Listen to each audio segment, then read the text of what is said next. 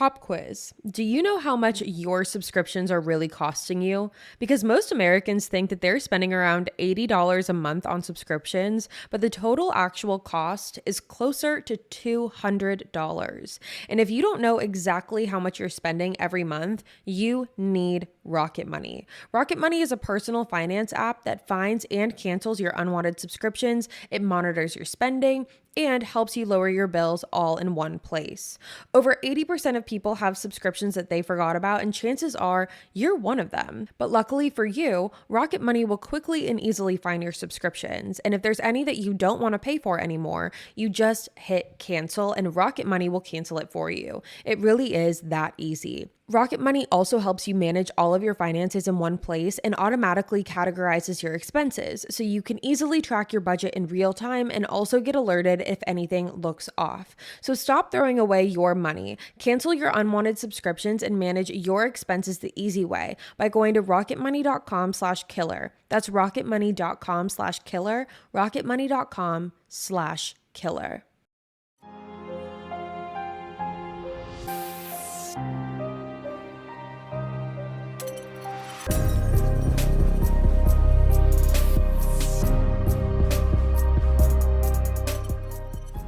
Hello everyone, what is up? Welcome back to another episode of Killer Instinct, you guys. Thank you so much for joining me today. If you're new here, hi, my name is Savannah and I am your host of Killer Instinct. Before we get started, make sure you go ahead and hit that subscribe button, that way you never miss an episode. We post weekly on the podcast every Wednesday, as well as on YouTube every Wednesday as well for the video version, and you are not going to want to miss it.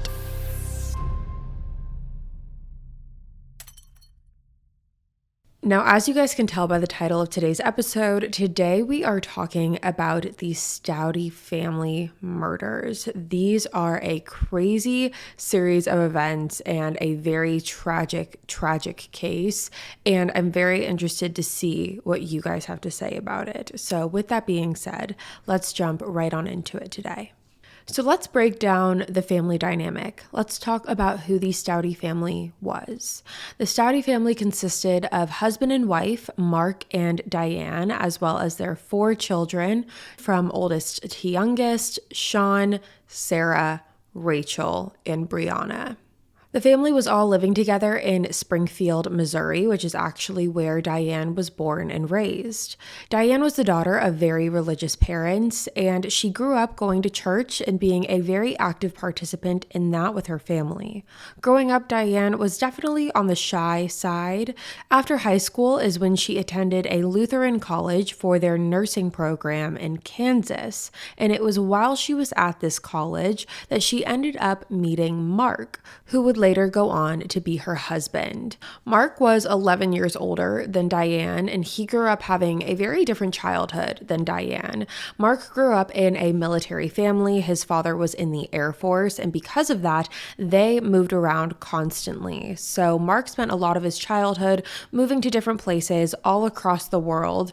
And although Mark's brother really enjoyed that, and that was something that was a cool experience for them to have, Mark, on the other hand, really struggled with trying to find a place that felt like home. Having to move around constantly definitely made it difficult for him to ever feel settled in one place. Mark ended up graduating with a degree in communications from the University of Missouri, located in Kansas City. But something that Mark was really passionate about was music. He was the lead singer and guitarist for multiple bands throughout his life, and Mark and Diane actually met specifically at a bluegrass festival in Winfield, Kansas, which is where Diane was going to school at the time. They met in 1985 and actually ended up getting married that same exact year. Now, Diane and Mark wasted no time on expanding their family after they got married. They ended up having their first child, Shaun, just a little under a year after they were married. And once Diane found out that she was pregnant with Shaun, Diane and Mark decided to make the decision to move back to Springfield because that is where all of Diane's family was, and they thought it would be a good idea to be surrounded by her family by the time that Shaun was born. Now, the Staudte family, on the outside looking in, looked like your your average, normal, all-American family. However, things on the inside were not as good as they seemed. A very big stressor in the Staudte family was the fact that Diane was the main breadwinner for the family. And not only the main breadwinner, she was pretty much the only person providing a steady income for the family. Mark never had a steady income or a steady job. He took a couple odd jobs here and there, but Mark's main focus was on his band called Messing with Destiny. That was his main priority, and that caused a lot of stress for Diane, who was working as a nurse at the time. And Diane was focused solely on making as much income as she could as a nurse. She was constantly being moved around to different hospitals, accepting any job that would pay her just a little bit more. And during the day while she was at work, Mark would stay home with the kids, and by the time that Diane got home, Mark would go off to whatever bar Messing with Destiny was playing at. He would make anywhere from $50 to $100 and bring that home, and that was his contribution. So because of all of that, this added a lot of pressure and a lot of stress to Diane. Diane also felt like she was really missing out on a core period in her child's lives. She felt like she wasn't there for them as much as she wanted to be. She felt like she was missing a lot. And so because of that, as her children got older, Diane ended up switching from a nurse's position to an administrative role at a healthcare company, which allowed her the freedom to spend more time with her children. Not only did it allow her to spend more time with her children, but it also allowed her to dive into some of her hobbies that she was really missing out on being a nurse and having those crazy hours. And one of those things was attending church. Like I mentioned, Diane was born and raised in Springfield, and she was a very active participant in the church that she had grown up in. And once she switched jobs, Diane dove headfirst right back into being involved in the church. And similarly to Mark, Diane also had a love for music. So when Diane got back into going to church, she ended up joining the church choir with her daughter, Rachel. And that was a way that the two of them really bonded and spent a lot of time together. Now, speaking of Diane's children, Diane definitely played favorites when it came to her children.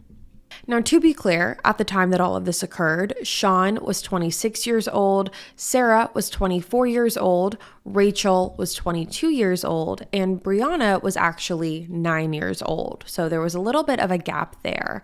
And all four of Diane's children still lived at home. And because Diane was already stressed with financial issues, having all of her children live at her house definitely did not alleviate any of that stress. Now, growing up, Shaun, the oldest, experienced seizures and was also diagnosed with autism as a child, which limited his ability to maintain a job. Sarah was attending Missouri State University and was working towards finishing her degree. However, she did have some struggles getting there due to what was believed to be learning disabilities, and she also had a high amount of student debt from her college. Now, Brianna, who was the youngest, was in fourth grade at the time that all of this was happening, and it was believed that she also suffered from learning disabilities as well. So if you're looking at that as a whole and doing the process of elimination as Diane was, it really leaves Rachel left. And in Mark and Diane's eyes, Rachel was everything. Rachel was smart. Rachel was beautiful. Rachel made them proud. Rachel didn't add any stress to their lives. They definitely favored Rachel over any of their other children, and it was blatantly obvious. Whenever Diane would talk about her kids, the only child that she would talk about was Rachel. Whenever posting photos on social media, the only child that she ever posted was Rachel. After graduating high school, Rachel had also attended Missouri State University, just like Sarah. So the two of them were attending this university together. But you almost would never even know that because Diane never talked about her other children. She only talked about Rachel. And it wasn't just Diane who favored Rachel. Mark also equally favored Rachel just as much. So this now brings us to April 8th of 2012. And this was actually an Easter Sunday. And on this day, Diane ended up calling 911 due to the fact that she found Mark unresponsive in their bed. Paramedics raced over to the house, and that is when they found 61-year-old Mark laying in bed. After paramedics assessed him, they realized that there was nothing that they could do for Mark at the time because Mark had already been dead for several hours. Diane told paramedics that she had spent the morning with her children at church for the Easter Sunday service and that Mark stayed home. She said that by the time she came home to check on him, he was unresponsive. Diane also said that Mark had not been feeling well for the past few days and he had flu-like symptoms. Now, Shaun, the oldest, actually posted several Facebook statuses to Facebook in regards to his father's condition in the days leading up to his death. Now, the day before, April 7th, Shaun posted a status saying, quote, "My father is slowly getting sicker. His voice is slurred. His walking is wobbly. His body is more tired than normal. He had to rest when he realized his car driving was swerving the car a little bit. He is sleeping in bed longer than us. He may collapse under his weight at any time," end quote. He also posted another status on the 7th, the same day, saying, quote, "My father is so weak that he must spend half the days in bed. His motor skills deteriorated to the point where he cannot mow a lawn properly or drive a vehicle safely.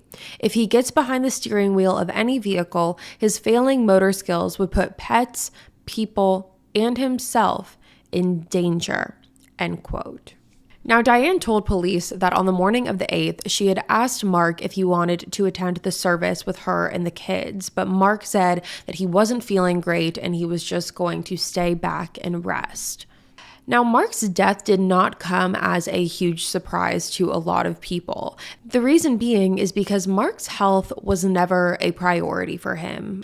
And so due to all of those factors, even though there was no autopsy performed, the medical professionals believed and stated that Mark died of natural causes and what they believed to have been a heart attack. Like I mentioned, there was no autopsy performed on Mark, and Diane requested that his body be cremated, and when she received his ashes, she scattered them across a lake. Now, after Mark's death, Diane received $20,000 from Mark on a life insurance policy after he passed away, and Diane took that money and moved her and her family into a new neighborhood. So now Diane and her kids are living in a new house. It definitely was a more up-and-coming neighborhood that they had lived in previously. Shaun actually posted on Facebook saying, quote, "In the next 2 months, I'm going to move out of a neighborhood of hell to a neighborhood that is real, has a low crime rate, has good people, has good schools, and has properly built houses." So clearly the kids were all under the impression that they were moving somewhere better than they were currently living. And this also gave the opportunity for Diane and her kids to completely start over. They were moving to a neighborhood where no one knew about Mark's passing, and it really gave them the opportunity for a fresh start.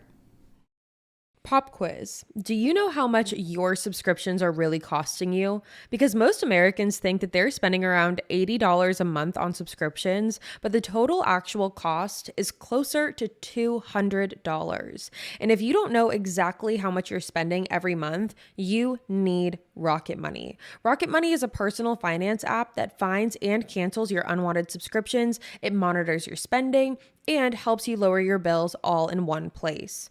Over 80% of people have subscriptions that they forgot about, and chances are you're one of them. But luckily for you, Rocket Money will quickly and easily find your subscriptions. And if there's any that you don't want to pay for anymore, you just hit cancel and Rocket Money will cancel it for you. It really is that easy. Rocket Money also helps you manage all of your finances in one place and automatically categorizes your expenses, so you can easily track your budget in real time and also get alerted if anything looks off. So stop throwing away your money. Cancel your unwanted subscriptions and manage your expenses the easy way by going to rocketmoney.com/killer. That's rocketmoney.com/killer, rocketmoney.com/killer.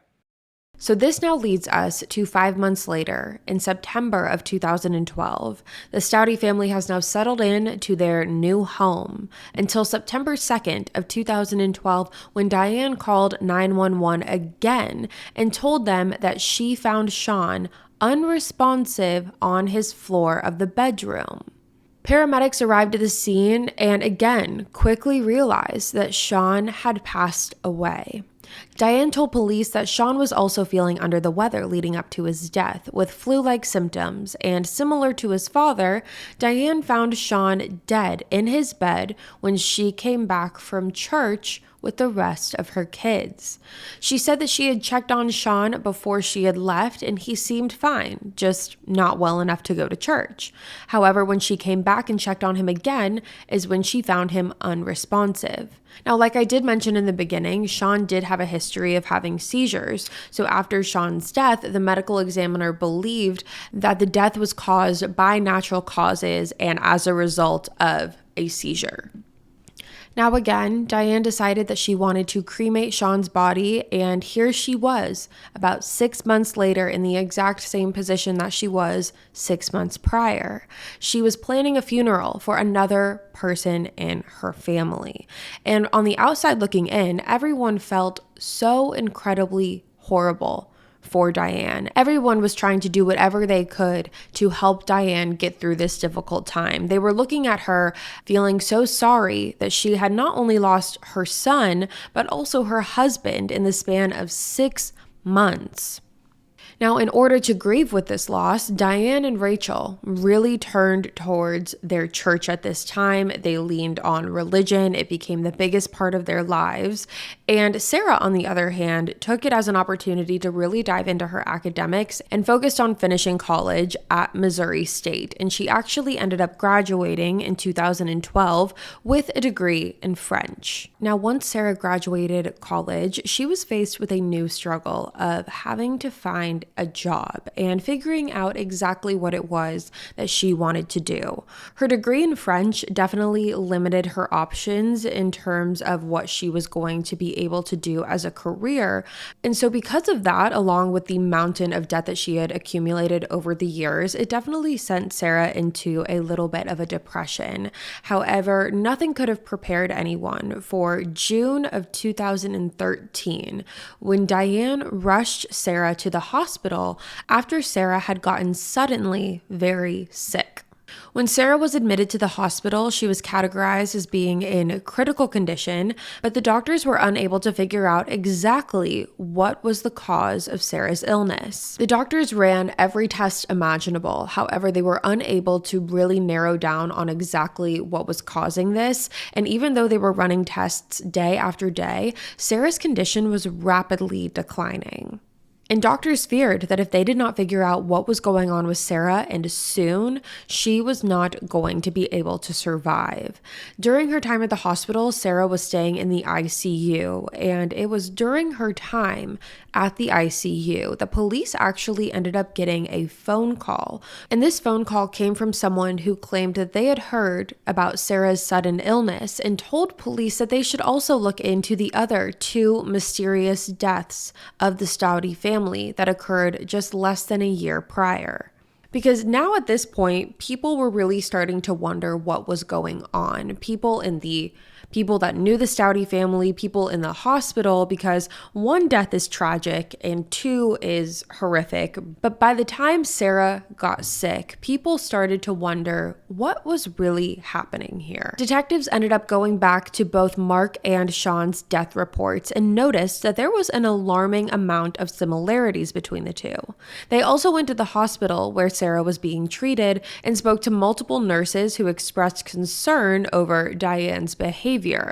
According to the nurses, Diane was acting very nonchalant about Sarah's condition. She did not seem worried about her daughter, and she even went as far as telling the nurses that she had a summer vacation planned and she was going to go whether Sarah made it or not. Now, detectives ended up speaking with Sarah's doctor, and after much conversation, the doctor actually expressed to detectives that they believed that all 3, Mark, Shaun, and Sarah, could possibly be victims of poisoning. Now, obviously, this was incredibly difficult to prove. By this point, Mark and Shaun's bodies had already been cremated, and when Sarah got to the hospital, in order to keep her alive, the nurses basically had to drain everything out of her system and replenish it So because of that, they were not able to go back and see what was in her system when she arrived to the hospital. However, police at this point remembered that unlike Mark, Shaun actually did have an autopsy performed after he passed away, and the medical examiner ended up saving some of Shaun's tissue. So because of that, police reached back out to the medical examiner and asked them for a brand new analysis of the samples that were taken from Shaun's autopsy. Now, on June 20th, police asked Diane to come and speak with them at the police station. They just wanted to get a better understanding as to what was really going on here. And Diane agreed willingly. She actually drove to the police station herself to talk to detectives. Now, when Diane first sat down, she began telling detectives that she believed it was a result of Sarah self-harming. Diane explained that she had been seeing signs that Sarah was self-harming. Along with that, Diane admitted that she had been pressuring Sarah to move out and get a job so she could start paying off her student debt. Diane believes that it might have just gotten too overwhelming and too much for Sarah to handle. Now, when detectives asked Diane how she believed that Sarah could have done this to herself, Diane begins knocking down on the list of possibilities, and she tells detectives that they don't have any prescription pills in their house, they don't have anything that Sarah could have ingested. However, the one thing that she did claim that they had in their house was antifreeze. When Diane told this to detectives, it was almost like a light bulb went off in her head. She just says it with so much confidence when she looks at them to tell them that that's what she believes Sarah was ingesting. Now, if you don't know, antifreeze is a radiator fluid that is oftentimes, but not exclusively, used in cars.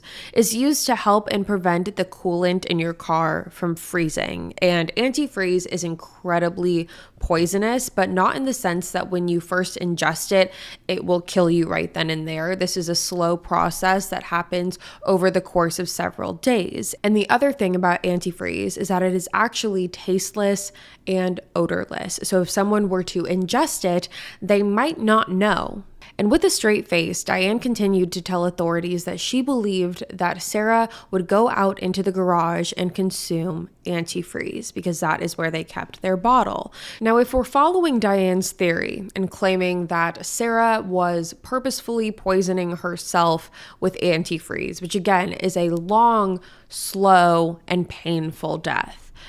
If we're following Diane's theory, that explains Sarah, but what about Shaun and Mark? Well, according to Diane, she believed that all three of them were drinking the antifreeze. In fact, she states to detectives that she knew this for a fact because they told her that they were drinking the antifreeze. So not only now is she claiming that 3 people in her family have been consuming and digesting antifreeze on their own free will, she's claiming that all 3 of them told her about it and she proceeded to do nothing. So she's basically claiming that all 3 of her family members, her husband and her 2 children, wanted to commit suicide, and they did it through the method of antifreeze. Now, obviously, detectives were very skeptical about this, as I'm sure you are right now. They told her that they did not believe that they were drinking antifreeze on their own free will and that she just willingly sat back and watched it happen. So ultimately, after a several-hour interview, several hours of interrogating, Diane finally confessed that she was the one administering the antifreeze to her family members without their knowledge. And she told police, quote, "I didn't know what else to do." Diane continued her confession and went on to tell police that when she first killed Mark and then Shaun, both of those processes took several days to carry out. She then admitted that she attempted to do the same with Sarah. She stated that she was surprised that Sarah was able to survive the antifreeze.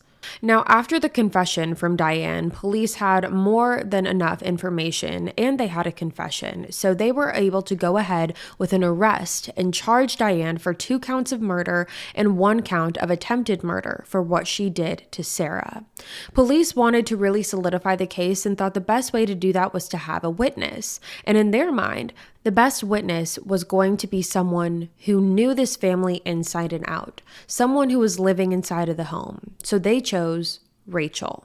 Now, initially, Rachel was brought in to share a statement about Diane, about the household dynamic. Police just wanted to get her side of the story and understand what was really going on behind closed doors of this house. However, as you can imagine, when Rachel went in and heard the information from police about what her mom had done, Rachel immediately bursted into hysterics. She was crying and she was too distraught to even give police a statement. So instead, police decided to go a different route. They decided to get a search warrant that would allow them access to the entire Staudte family home.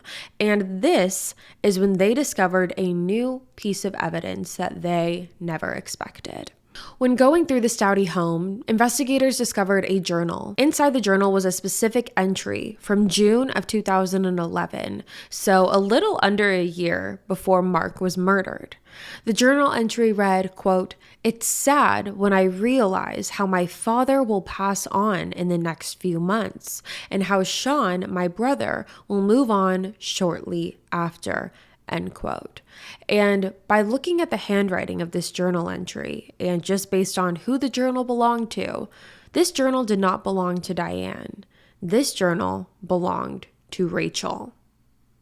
This journal entry proved that Rachel, who was the star child, the favorite child, Rachel knew exactly what Diane was planning on doing, and she was aware of all of it. After finding this journal, police brought Rachel back in, initially just telling her that this would be the time that they would want to hear this statement. However, when Rachel sat down in this chair, police handed her over the journal entry. And once Rachel was confronted with the journal, there wasn't too much that she could do to try and deny it at this point. Rachel told detectives that her mom had come to her and talked about finding a way to get rid of Mark and her other siblings.